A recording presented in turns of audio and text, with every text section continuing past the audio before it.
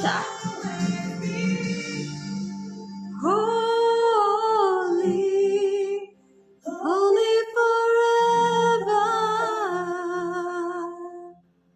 Inom tayo guys. Yan. Yan ang aking iniinom ngayong umaga. Umaga, tsaka before bedtime. Inom kaya try nyo. Cloves na tea. Ibabad nyo lang sa mainit na tubig.